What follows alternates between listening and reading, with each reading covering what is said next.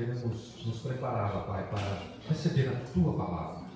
Que o Senhor possa falar aos nossos corações. Que nossos corações sejam como um terreno fértil. Que esta palavra possa germinar e frutificar 30, 60, 100 por um, como o Senhor nos ensina na Tua palavra, Deus. Abençoa, Senhor, a Tua serva que está trazendo a Tua palavra. Toma a Tua serva nas Tuas mãos. Enche-a com o Teu poder, com a Tua graça, Senhor. E que ela possa trazer aquilo que o Senhor já tem colocado no seu coração para as nossas vidas. É o que pedimos em nome de Jesus. Amém. Graça e paz, amada igreja. Amém. Louvado seja o Senhor Jesus por toda a sua infinita graça, glória e misericórdia, sobre as nossas vidas. Gostaria de pedir para os amados irmãos abrissem vossas Bíblias no livro de Apocalipse, que é o nosso tema, Apocalipse 4. Confesso que é difícil, no último dia a gente já está com uma operação bastante transbordante na palavra dele, mas a gente pede para que ele venha nos ajudar a mais uma vez declarar que somente ele é digno. Então nós vamos ler Apocalipse 4 hoje, o verso 11, que é dentro desses temas, Digno é o Senhor, digno és, Senhor, de receber glória e honra e poder, porque tu criaste todas as coisas e por sua vontade se foram criadas. Glórias a Deus. Então, hoje nós ouvimos bastante louvores aqui, e eu não quero falar sobre louvores hoje, mas eu quero fazer uma pergunta. Dentro daquilo que você vive, dentro daquilo que você observa na sua vida, o que faz o seu coração acelerar? Você já parou para observar, o que faz o seu coração acelerar?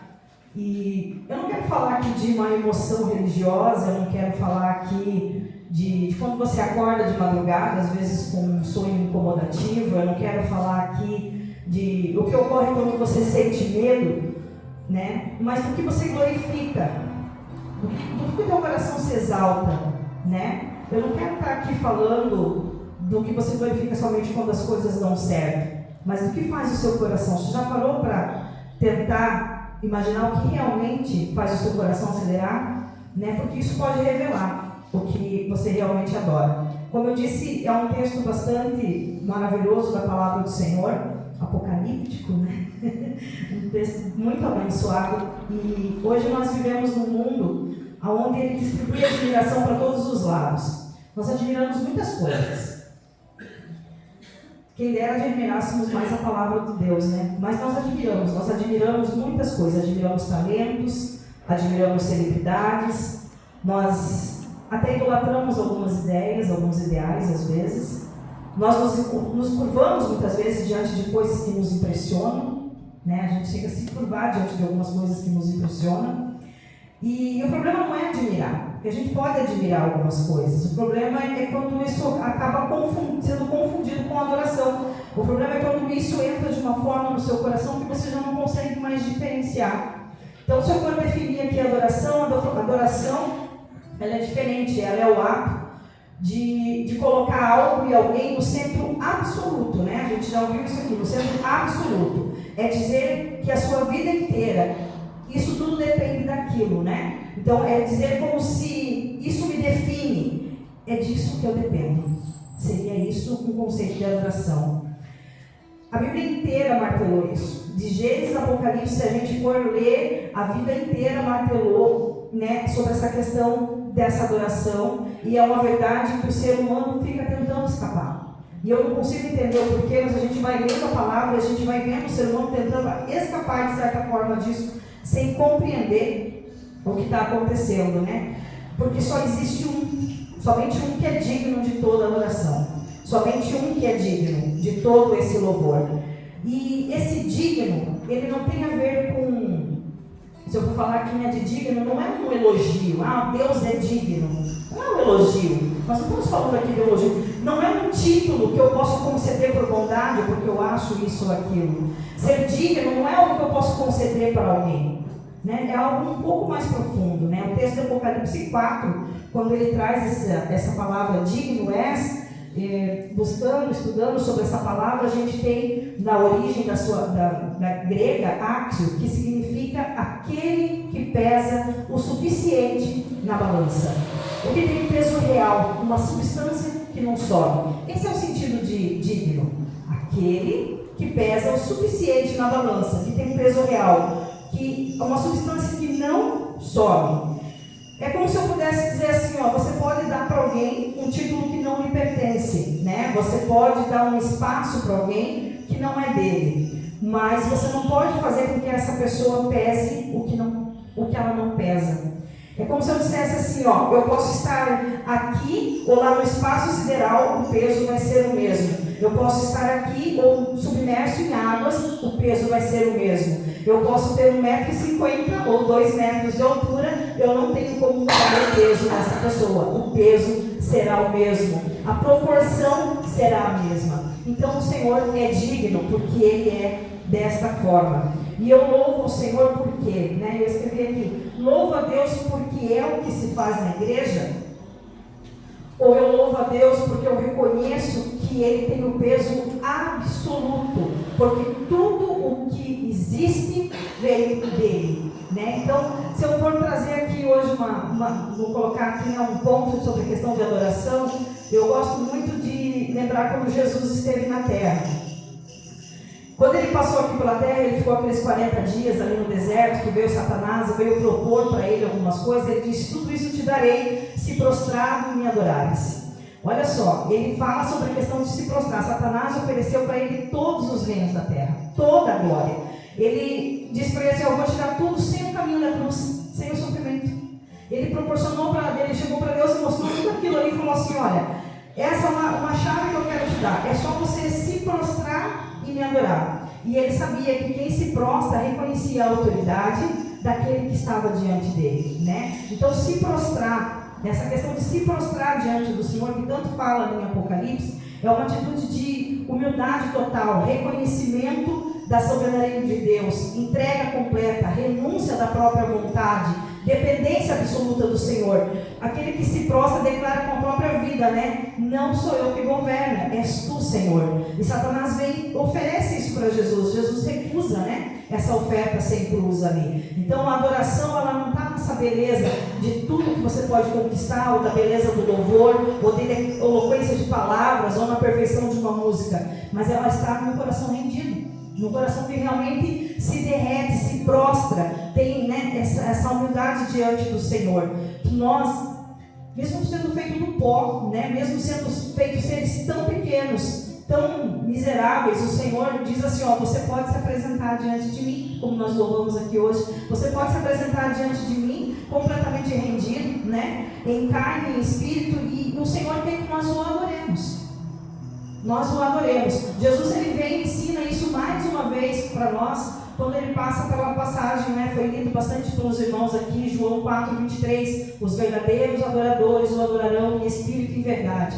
Eu fico parado olhando essa passagem e fico pensando, quem que contou para João essa passagem? Como é que está lá na Bíblia? Será que foi Jesus que contou para João? Será que foi o Espírito que revelou? Será que foi a própria mulher samaritana que contou? Porque só tinha 2 naquele poço. Só estava Jesus e ela. Como é que está aqui na Bíblia isso? A coisa mais importante sobre adoração, sobre o que é uma adoração em espírito e em verdade, quando eles estavam discutindo entre judeus e samaritanos, se deveríamos adorar aqui em Jerusalém ou lá no Monte Gerizim, como deveríamos fazer, a coisa mais importante sobre a adoração, sobre o genuíno, de um espírito e verdade, o Senhor revelou em secreto para uma mulher. O Senhor não revelou naquelas multidões, o Senhor não revelou naqueles momentos em que ele estava ali pregando para 5.000, né? Ou fazendo as suas pregações dentro do templo. Ele falou para uma mulher.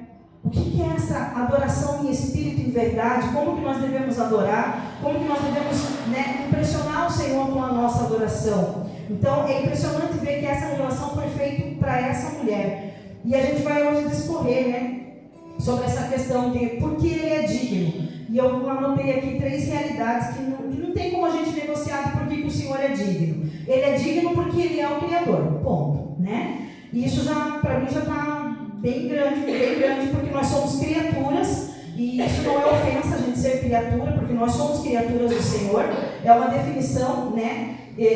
muito relevante, que há um Criador que nos criou, que nos fez. É uma definição que diz para nós assim, ó, existe um lugar e um Criador e Ele fez você. E se você tentar tomar o lugar desse Criador, você não vai ser Criador, você vai ser uma criatura tentando fazer algum tipo de meme aí, de caricatura. Não tem como você se colocar no lugar desse Criador. Então você pega dentro dessa situação, você vai em Colossenses 1,17, e a palavra do Senhor diz lá assim: e antes de todas as coisas, e nele subsistiram todas as coisas, e no universo não apenas foi feito por ele. Então o universo continua existindo. Todas as coisas foram feitas por ele, estão dentro dele, estão nele. Se a gente pegar hoje e dizer assim, olha, vamos retirar Deus de tudo isso, vamos encerrar.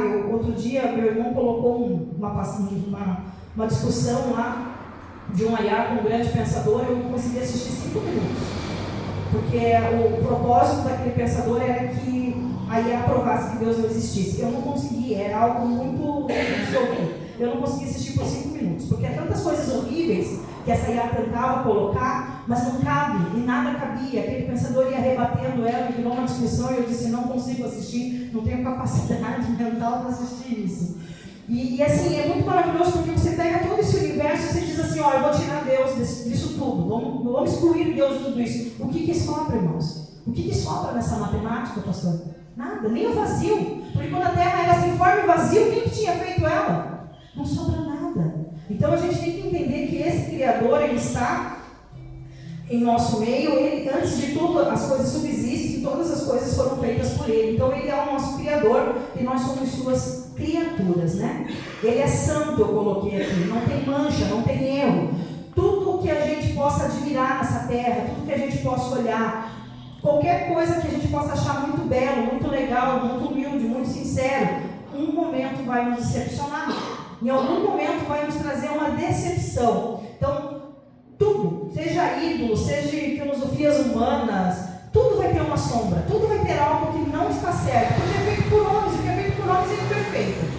Então a gente tem que sair desse pensamento que o Senhor é santo e Ele nos faz santo nele, porque nós somos imperfeitos, né? Então Ele é perfeito em amor, Ele é perfeito em justiça, Ele é perfeito em verdade, Ele nunca trai, Ele nunca falha no que prometeu, né? E quando a Bíblia diz que Ele é santo, não é porque Ele é, como eu posso colocar aqui, rigoroso. Não estamos falando que Deus é rigoroso, estamos falando que Ele é santo, porque Ele é completo.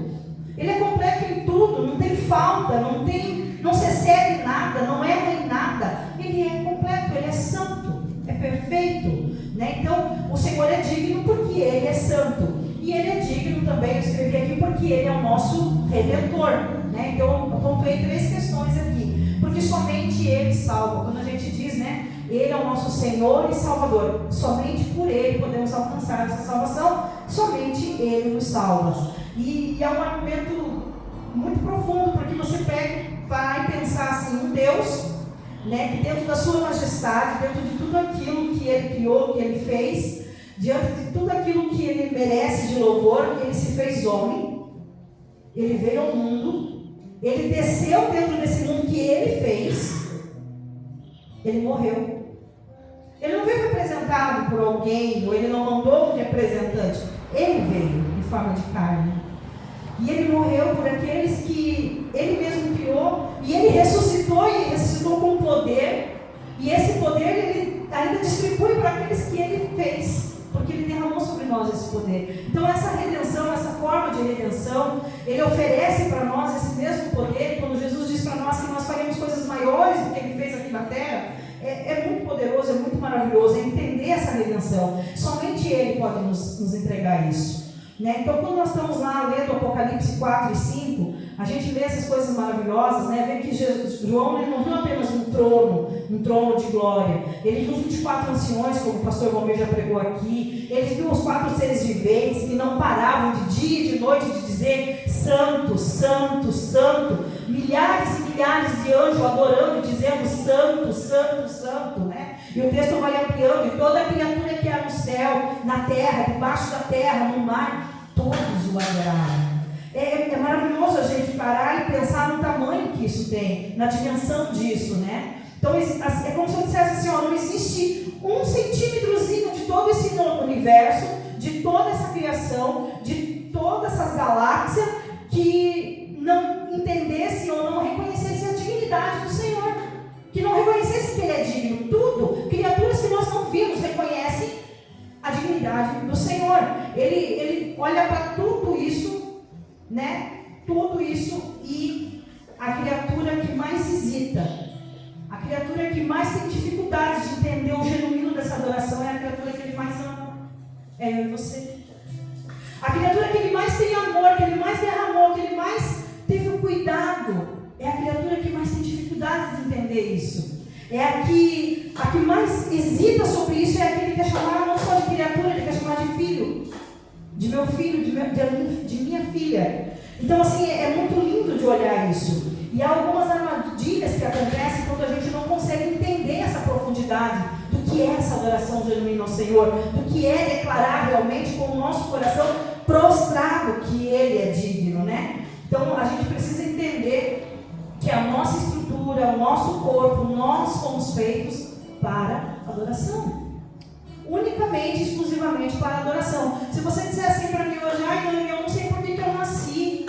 Dani, eu não sei, Dani, eu estou sem propósito de vida, eu estou sem direção. Eu não sei por que eu nasci, eu não sei por que eu estou aqui na terra ainda. Eu posso te dar a resposta hoje. E nem é uma revelação, se não dada pelo Espírito de Deus, a todos aqueles que leem a sua palavra. É para adoração. Você nasceu para adorar. E quando você consegue se encontrar nesse lugar de adorador, todo o restante vai se enquadrinhar, vai se resolver e vai se preencher. E a gente vai continuar lendo aqui e entendendo, né?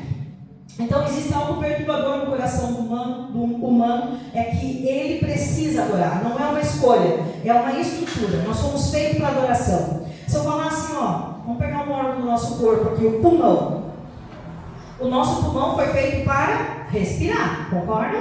Então o nosso pulmão é feito para respirar. O nosso pulmão é feito para puxar o ar, soltar o ar. Se eu colocar água no nosso pulmão, se eu doar a bronca aspirar um alimento, vai ficar legal? Não. Eu vou me afogar.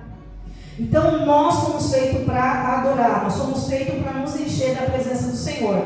E aí eu trouxe ali algumas passagens da Bíblia, baseadas até na palavra que eu tinha trazido na terça, que eu tinha prometido para os irmãos, que é a questão do bezerro de ouro, lá de Êxodo 32, né? Então Moisés, ele sobe ao monte, fica lá 40 dias, são 40 dias de silêncio para o povo, e o povo lá embaixo começou a entrar em pânico, porque eles foram feitos para adorar, e eles estavam sem a direção de adoração naquele momento. Não havia, o Espírito de Deus, ele estava, mas não estava dentro do homem, ele se apoderava dos homens que o Senhor ordenava. Então o povo estava meio perdido, não existia dentro deles uma chama viva que impulsionava eles à adoração. Eles eram orientados pelo Espírito de Deus. E eles estavam 40 dias em silêncio, feitos para adorar, em silêncio, no meio daquele deserto, mesmo tendo visto muitas maravilhas, eles começaram a se desesperar. E aí eles entraram em pânico. E não foi pelo mal. Eles não estavam ali querendo se prostrar aos outros deuses, fazer coisas erradas. Eles queriam adorar a Deus. Eles queriam adorar o Criador de todas as coisas. E então essa ausência visível de algo, de uma orientação, de um líder para poder fazer essa adoração, eles dizem assim, não sabemos o que aconteceu com ele. Vamos fazer um Deus que possa ser visto, que nós possamos vê-lo, que possa estar aos nossos olhos, que eu possa controlar. Que quem saiba, na hora que eu me desesperar, eu posso chegar e me dobrar e me prostrar diante dele. E eles foram lá, juntaram aquele ouro e fizeram um bezerro de ouro. Irmãos, eles dançaram, vocês podem ler lá, né? Eles dançaram, eles festejaram, eles chamavam aquilo de adoração ao Senhor. Não era outro, era ao Senhor, Deus criador de todas as coisas. Mas o Senhor já tinha orientado que não era para fazer aquilo. Mas eles fizeram, porque eles estavam desesperados, né? Então eles não queriam abandonar Deus.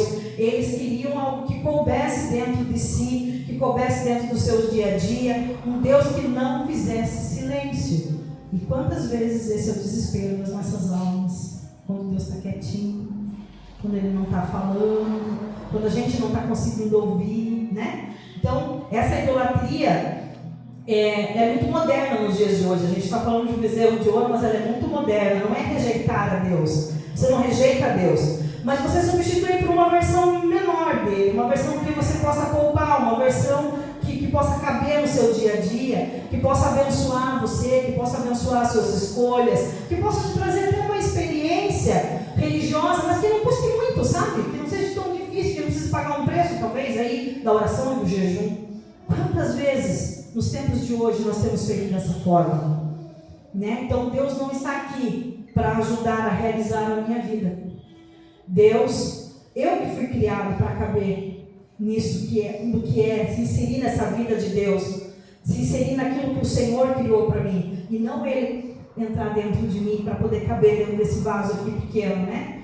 E aí eu trouxe outra história sobre essa questão de como a gente pode se perder na adoração de Deus, falando aqui da idolatria, e o segundo texto aqui é Atos capítulo 12, versículo 21 e 23, que vai falar sobre Herodes, né?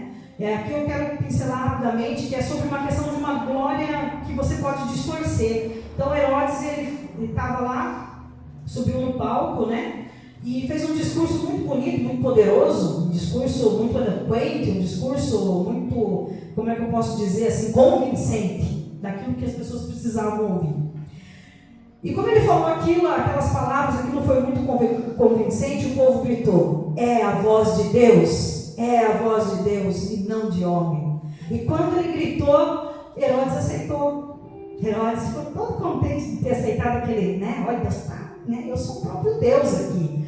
Então não precisou de uma estátua, não precisou de um ritual pagão, não precisou sei lá, de qualquer tipo de rito. Bastou alguém dizer assim, ó, nossa, o que aconteceu ali? Desceu um anjo do Senhor, feriu Herodes e o matou, né? Então não é uma história de crueldade divina, é uma história de um Deus que sabe que nós não podemos deixar nada roubar a glória que é dele. É um Deus que sabe que o peso que tem as nossas vidas, né? É uma história que vai trazer para nós o entendimento que nós não podemos ser adorados, porque nós somos homens. E se nós somos adorados como deuses, a gente pode cair na escravidão de algo menor que nós. A gente pode se tornar pequeno diante disso, né? Então assim, será que algumas vezes, de uma forma pequena, sutil, a gente não está deixando que os outros falam sobre nós, ou o que pensam sobre nós, né, se tornar a nossa identidade? Será que de uma forma pequena a gente não deixa esses valores ir definindo as aprovações que nós achamos certos ou errados, nos tornando dependente do olhar do outro para poder existir, do que o outro pensa de mim, do que o outro fala de mim? Então assim, é algo muito assim, interessante a gente ver essa passagem de Herodes, né? Então quando a gente louva aquilo que não é digno, aquilo que não é do Senhor, nós podemos ficar frustrados, nós podemos ficar vazios, nós podemos perder até a nossa vida, né? Porque o nosso coração não tem dimensões para aguentar isso. Nós não fomos criados para ser preenchidos como deuses, nós somos criados para adorar. Então nós ficamos pequenos, porque nós acabamos nos encurvando por coisas que são menores que nós, por coisas que nos diminuem. A exclusividade da adoração é do Senhor. E isso não quer dizer que o nosso Deus é um Deus egocêntrico, um Deus... Eu fiquei pensando muito sobre isso. Falei, Deus, então o Senhor quer a adoração só para o Senhor, nós temos que fazer, o Senhor disse que nos deu um livre-arbítrio, mas o Senhor quer toda a adoração, toda a glória, todo o louvor, toda a admiração, que nós nos prostramos diante de Ti. Me ajuda a compreender melhor isso. Você veja que Deus, Ele conhece as nossas vidas e Ele sabe do que nós somos feitos, né? Se Ele pega e permite que nós nos adoremos a outras coisas, e nos prostremos a outras coisas, ou servimos a outros ideais que não seja a sua vontade, Ele vai entender que não vai caber dentro de nós também. Não tem como entrar dentro de nós uma vida inteira prostrado a uma coisa que é menor que Ele, é menor que aquele que nos criou. Então Ele não nos permite adorar outro. Ele diz para nós assim: prestará cultos somente a mim, não prestará cultos a outro, né? Somente a mim. Ele não está sendo egocêntrico, Ele está protegendo. Ele está nos protegendo para não entregar algo que não consegue sustentar a nossa alma. A nossa alma tem um peso muito grande, irmãos. A nossa alma, ela vai mais profundo. Como é que a gente vai entregar a nossa vida para coisas tão pequenas? Se perder em coisas, em vícios, em questões tão medíocres? Ela é muito grande. É uma dimensão que a gente não consegue compreender. O valor dela excede muito. Vale mais do que o mundo. menor do que a gente, por algo que não vai conseguir nos sustentar, por algo que não vai aguentar o nosso peso, ou que não tem capacidade de nos aguentar. Jesus é a nossa âncora. Só Ele consegue, sabe, nos deixar ali no seu porto seguro, tranquilos, né? Então só Ele pode aguentar o nosso peso. Então precisamos entender e viver esse louvor, essa vida de adoração, que somente Ele é digno. Toda adoração precisa ser dada a Ele. E a adoração não é evento, eu vou falar mais uma vez. Adoração é postura. Adoração é se inclinar para a luz, indiferente, né? A gente fala muito do girassol, mas é se inclinar pela luz indiferente da sua estação. Indiferente do que você está passando, indiferente do que você está sentindo, se inclinar para o Senhor. A adoração é algo que você diz assim, ó, indiferente do que eu receba, do que eu passe, eu me inclino para o Senhor, né? A minha alma é orientada a buscar a face do Senhor. Vamos falar aqui de Jó rapidinho. Tantas riquezas, filhos, fazendas. Mulher olhou para ele e disse, amaldiçoa esse Deus e morre, né? Desiste de tudo, olha o que você está fazendo. E ele só diz assim, o Senhor deu, o Senhor tirou, bendito seja o nome do Senhor.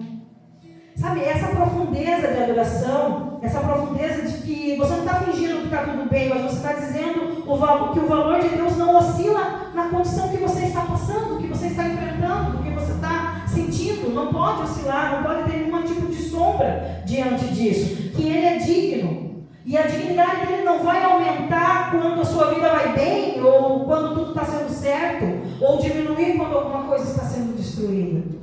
Você entende que o peso dele, como nós falamos lá no começo, não tem como oscilar, indiferente do estado que esteja. Então você precisa louvar Ele, porque Ele é quem Ele é, e não porque Ele faz o que você quer. A gente sempre fala sobre isso, né? Então a nossa adoração não pode ser condicionada às respostas, a pedidos, né? Você não pode adorar o Senhor porque você precisa de uma resposta, adorar o Senhor porque você precisa fazer um pedido. Ou você não está adorando a Deus fazendo isso, você está negociando com Ele. Você está negociando, eu vou lá na igreja hoje porque eu preciso de uma bênção. Dói isso, gente? Imagina o coração de Deus. Então assim, ó, é muito necessário a gente entender qual é esse lugar de culto nosso, culto racional na presença do Senhor, em espírito e em verdade, né? Porque isso vai nos transformar, como eu disse aqui na terça-feira. Isso é o que vai nos transformar. É Moisés descendo no monte depois de 40 dias e o rosto dele brilhava. Foi intencional, ele subiu lá no monte para o rosto dele brilhar? Ele subiu lá no monte para resplandecer a glória de Deus? Não, é consequência. É consequência de vida no altar, é consequência de presença, é consequência de tempo dedicado a fazer a vontade de Deus. Né? Ele desceu lá e essa transformação foi intencional, foi resultado do tempo que ele esteve lá, do tempo que ele ficou. A palavra de Deus gosta de enfatizar isso, né? O seu rosto brilhava. É bonito de ler lá, né? O seu rosto brilhava. Então foi um homem que passou um tempo real diante de Deus. Ele não se esforçou para ser diferente. Às vezes ele nem queria. Mas a presença de Deus, ela tem alvo. Ela tem força formativa. Ela tem força criadora, é poderosa, criou tudo que você vê, tudo que você consegue pensar, imaginar, e até o que você não viu, Ele criou todas as coisas. Então essa força criadora não tem como não se manifestar na minha e na tua vida, se nós dedicarmos tempo de estarmos na presença dEle. Não existe outra equação que não seja aumentar esse peso de glória sobre as nossas vidas, essa presença sobre as nossas vidas, essa transformação sobre as nossas vidas.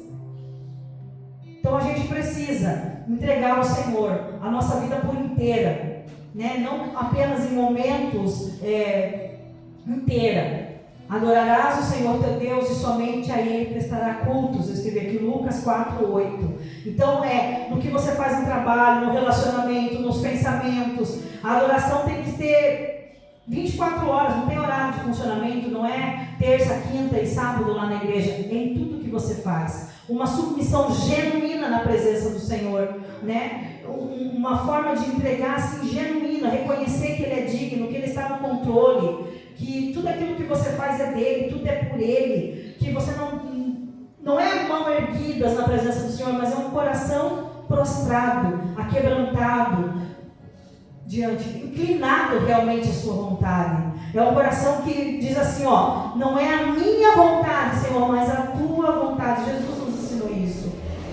E isso custa. Isso tem um preço. E é por isso que tem tanto valor. Tem um preço isso. E é por isso que tem tanto valor. Então, com muita gratidão no coração, nós precisamos ter essa vida, né? Eu citei aqui na terça, vou citar de novo, como Jó, como Davi no deserto, como Paulo e Silas presos, né? Eles não estavam ali adorando ao Senhor porque eles queriam ser libertos, porque eles queriam ser livres, porque eles queriam ser restituídos. Eles estavam adorando ao Senhor porque Ele é. E dentro dessa adoração, o Senhor restituiu, o Senhor salvou, o Senhor livrou, o Senhor derrubou cadeias, o Senhor restituiu até vezes mais do que aquilo que eles tinham. Então, assim, a gente entender que essa adoração genuína faz com que a gente consiga se inclinar diante do Senhor e viver uma vida de gratidão, de submissão, uma vida inteira na presença dEle. Então, foi o que eu aprendi aqui, né? O livro de Apocalipse. O apóstolo João teve uma visão, viu o trono, viu os 4 seres, né, que não paravam de cantar, viu os anciões que jogavam as suas coroas diante do Senhor, que diziam que, como assim, tudo que temos é do tempo, Senhor. Né? Eles jogavam as coroas diante do Senhor. Então eles reconheciam essa dignidade do Senhor. E aí tem a passagem que diz que tinha o livro selado, e ele começou a chorar porque ele dizia assim, ó, ninguém é digno de abrir esse livro. Os anciões olharam e disseram, né, como se estivesse dizendo assim, ó, não existe, ninguém é digno de abrir esse livro de peso de glória, esse livro da vida, não tem como. E até que ele ouviu, não chores, o leão da tribo de Judá venceu. E quando João olhou, viu um cordeiro, como se estivesse morto. Então a gente vê que o Criador se tornou criatura, o Eterno entrou no tempo e morreu, para que nós pudéssemos, né, voltar para o único lugar que nós fomos criados, um lugar de adoradores, o único lugar que nós encontramos paz, porque nós possamos, né, podemos ficar ancorados na sua presença, podemos ficar diante dele, porque a gente consegue entender que nós somos criaturas, e todas as criaturas do céu, debaixo do céu, todos cantavam que digno era o Cordeiro que foi morto, e de receber poder, riqueza, soberania, força, honra, glória e louvor. Apocalipse 5:12. E entender que Jesus Cristo está diante disso aqui tudo, né? Observar que o Senhor Jesus, lá quando a gente falou no começo, que foi oferecido para ele sem cruz, ele não aceitou. E o que ele recebeu aqui, então ele está assentado ao trono, ao Cordeiro que está do lado dele. Não é abaixo, acima, é Jesus Cristo. Que a ele seja toda bênção, honra, glória, domínio, para todos sempre. Apocalipse 5:13. Então esse trono está lá, Jesus Cristo está lá ao lado do Senhor e é digno de todo o nosso louvor, de toda a nossa adoração, é digno de tudo aquilo que nós possamos entregar para Ele. E se eu tivesse uma pergunta para fazer para os irmãos nessa noite, esse mesmo Jesus, né, ele faz essa pergunta silenciosa para nós todos os dias. Eu acho que desde que se damos por gente, começamos a ouvir a sua palavra, ele foi falando isso. Quem está no trono do seu coração? Quem está no trono do seu coração? E não é uma acusação, irmãos, mas é um convite para a gente nos analisarmos, é um convite para a gente olhar para dentro de nós, para ver se no trono do nosso coração não tem medo. Porque se tiver medo, o medo não é digno. Porque na sua palavra diz que o amor dele lança fora todo medo, é maior. Se for aprovação de pessoas, também não é digna. Se for uma identidade distorcida, também não é digna. Se for sucesso, se for conquista, se for família, também não é digno. Ele está dizendo para nós assim que se for a dor que abraçou a nossa identidade, os sofrimentos, aquilo que nós passamos no Evangelho durante os anos que estamos, né, servindo ao Senhor, se aquilo ali tomou de alguma forma o trono da sua vida, é mais importante do que o seu irmão, do que a sua irmã, que é mais importante do que adorá-lo e declarar que ele é digno de cumprir a sua vontade, que diz, né, amai ao Senhor sobre todas as coisas, ao seu irmão como a ti mesmo. Se for mais importante que isso, não é digno. Não é digno.